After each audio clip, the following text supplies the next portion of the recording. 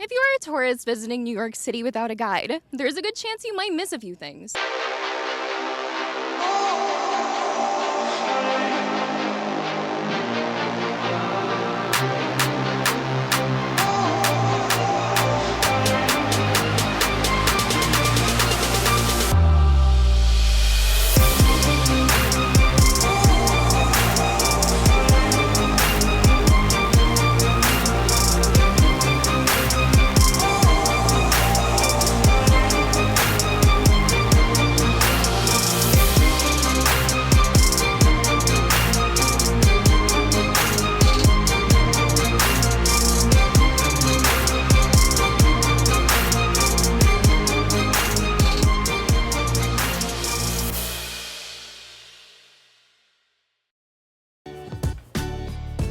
Welcome everyone, and thank you for joining us today.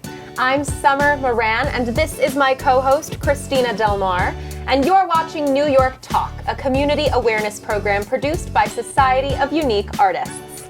Today we have some sensational places and things to show you, so grab your popcorn, get comfortable, and let's get started. Christina, what do we have in store today? I'm so glad you asked, and I'm so excited to be here today with all of you. On today's show, we open with a boat ride in New York Harbor on New York City's oldest tugboat. We visit the TWA Hotel, a very unique and happening boutique hotel located at JFK Airport. We visit Governor's Island and Manhattan's Little Island. We explore the Hamptons, take a peek at a cute Airbnb, and so much more. Are you ready? I'm so ready, so excited. Perfect. Cool, well, it promises to be a great show, but first we are going to take a quick break. Don't desert us. When we come back, the adventure of a lifetime will begin. We'll see you there.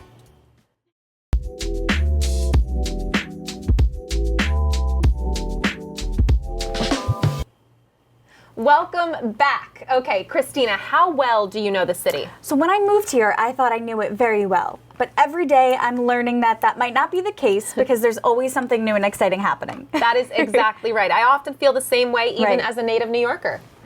So many city natives, just like yourself, admit that they should take more advantage of everything that New York City has to offer. It's unfortunate, but I think that this can be attributed to how busy we are as New Yorkers. That is a pretty good point. But you know what? As you will soon see in this first segment, when an opportunity arises to take advantage of New York City's offerings, I jump.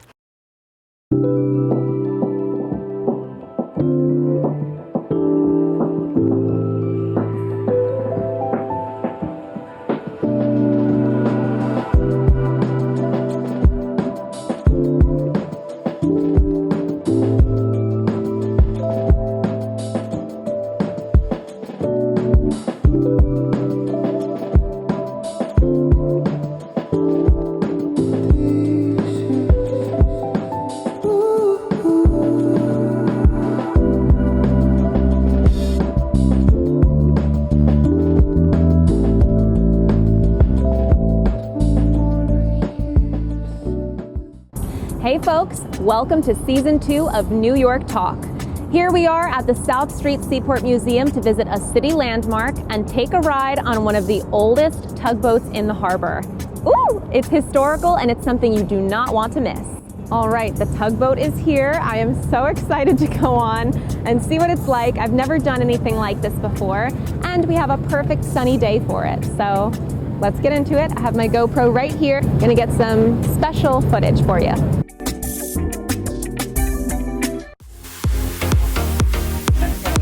Oh my goodness. This is outside, starboard side. All right, I'm in the cabin.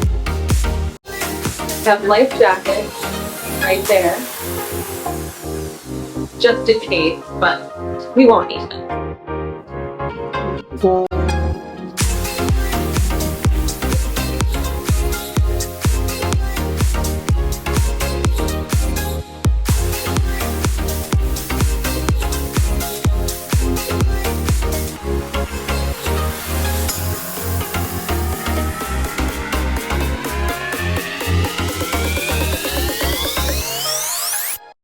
Wow, that looks like so much fun. So, Summer, break down this day for us. What was your favorite part of the experience?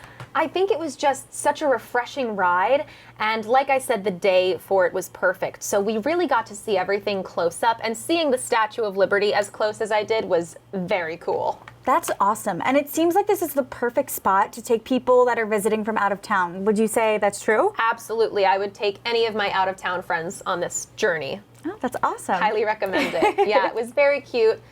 Totally endorse it. Yeah, it looked like so much fun. Oh, well, if you are interested, the tickets are $30 for adults and $15 for kids, with discounts available for students, seniors, and of course, Seaport Museum members.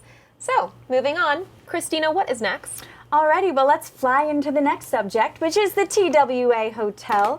It is an attractive and amazing structure at JFK Airport. Originally designed in 1962 as a terminal for TWA Airlines, the building closed in 2001 after the collapse of the airline, but it reopened in 2019 as the TWA Hotel, with not one, but 2 new buildings added to the existing structure. The newly renovated hotel contains a total of 512 rooms. Wow. Conference spaces, several restaurants, an aviation history museum, and so much more. Now, here is a clip with our field reporter, Callie Duboff, who was assigned to investigate.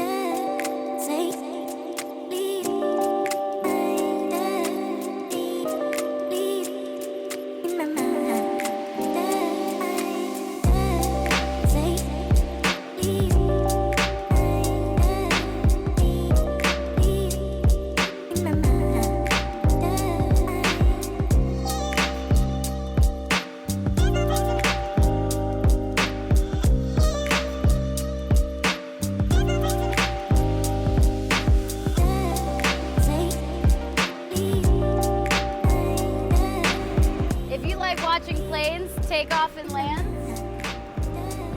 you can't beat this view, can you?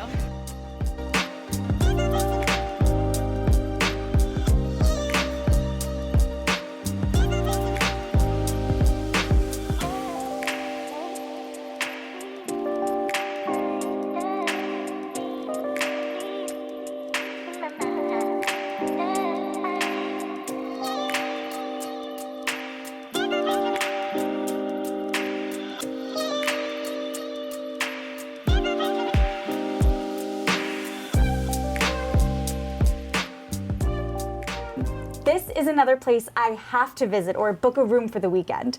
And I definitely have to go to that Connie Cocktail Lounge. What a creative use of a decommissioned 1958 Lockheed Constellation airplane. Now, I should also mention that Callie and our crew were granted exclusive access to the cockpit. Ooh. Yeah, the general public is not allowed in there, and visitors will notice that this area of the plane is roped off. Well, that's actually very good to note so that people are respectful when they visit, especially after a few drinks. I wonder if they have a signature drink. That's a great question, and I think there's only one way to find out. I think you're right. Let's go. Let's do it. The whole place is just so imaginative. The rooftop pool overlooking one of JFK's runways is another must-see, but I hear it gets really packed and you have to make a reservation after 11 a.m. The other cool thing is that the pool is open year-round, so in the summer it's cool and refreshing, and in the winter it turns into a pool koozie and is heated up to 95 degrees. You know what? I think I found my new favorite word, and it is pool koozie. That is too cool. So lucky for Callie and our New York Talk crew, we also got exclusive access to the rooftop pool and to everything else the hotel has to offer. It looks like Callie had a blast that day, especially at the bumper cars and playing Twister. There's no reason not to take advantage because it's only 30 minutes away from Manhattan. Sounds good to me. Right? Next up, we have a place called Little Island, but we are going to take a break, so get excited. We're coming back.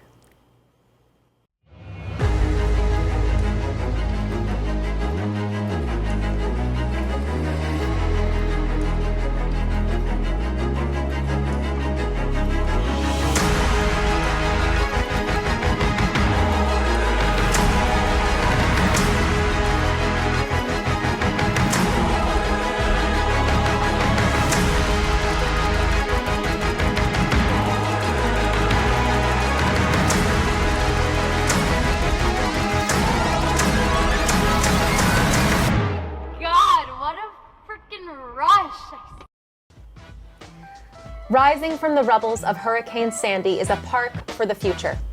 In 2013, Barry Diller of the Diller von Furstenberg Family Foundation and the Hudson River Park Trust leadership embarked on a construction project to repair and reactivate Pier 54, which sustained major damage by Hurricane Sandy. The architecture and construction marveled spectators during the development process due to the unfamiliarity of the mushroom-shaped pillars. The 2.4-acre park is designed to be a public space with a unique combination of nature and art. There are plenty of bees and butterflies, hills, great green grass to lay or picnic on, great views of New York City, and a magnificent summer breeze off the Hudson River. The park also features an amphitheater for concerts and shows. There's so much to explore there. That is so lovely. Another notable mention would be its location, which is behind the Arch of the Titanic. This rusted iron marker is left as a tomb of remembrance for the place that would have been the docking place of the infamous Titanic upon arrival in New York Harbor. Sadly, this was not to be, as we all know. Yes, it is sad, but it's nice that the area has been memorialized. Little Island is located in the Chelsea area. You can check it out on Google Maps or your GPS for the precise location if you plan to visit. Now, have you ever been to the Hamptons? So, my friends will tell you, it is my wish to go to the Hamptons. So ask me at the end of the summer, and I hope my answer will change because I have yet to go to the Hamptons. Well, I will definitely follow up with you on that. It's a very tranquil place. I think you would like that. Mm-hmm. It's almost like they're stuck in time out there, really. Everything is just so slow and easy. But they definitely know how to party, I'll tell you that. I have attended some swinging beach parties at Gurney's. That place really has a California vibe. Oh, nice. Let's check out the video. Few places on the East Coast can compete with the Hamptons Sunset. Located on Long Island's eastern South Fork, this picturesque area consists of a string of seaside communities with long stretches of beaches, farms, towns, and villages that boast 18th century shingled buildings and estates hidden behind tall boxwood hedges. Its various towns, such as East Hampton, Bridgehampton, and Sag Harbor, are home to high-end restaurants, bars, and designer boutiques, making these small communities world-renowned as a summer destination for affluent New York City residents. Okay, that is what's up. The Hamptons is one of the best summer hangouts, hands down. Totally, totally. Well, now we are going to change seasons, change gears, and check out a very amusing event that takes place every autumn in New York City's West Village neighborhood. Halloween is a very festive time in New York City. It's something cheerful to look forward to, especially when the summer is officially over. One of the biggest Halloween parties anywhere in the world is held on the streets of the West Village. People from all over come out to showcase their best costumes and let it all hang out at the New York City Village Halloween Parade. Speaking of letting it hang out, one organization, Human Connection Arts, has been participating in the parade for many years now in order to showcase and promote the art of body painting. Prior to the event, the group, consisting of artists and models, meet in an undisclosed location to prepare for the evening's festivities. The models are body painted with intricate designs, with the end results serving as costumes for the occasion. The group then hits the streets of the village to shock and awe spectators as they make their way to the parade route, where they will ascend their float and kick off the celebrations. I'm here part of Human Connection Art with Why Am I Half Naked Right Now? Andy Golub created as a way to normalize, get rid of shame, and to just be ourselves. Let's go.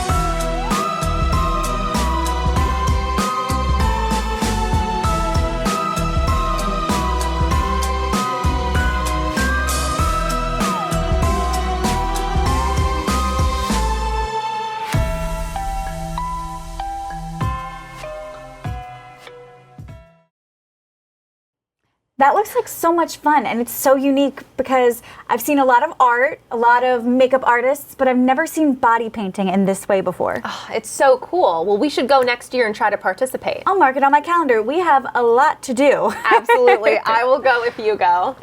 All right. Christina, tell us a little bit about our next segment. I would love to. In our next segment, we explore a growing fad in the lodging business.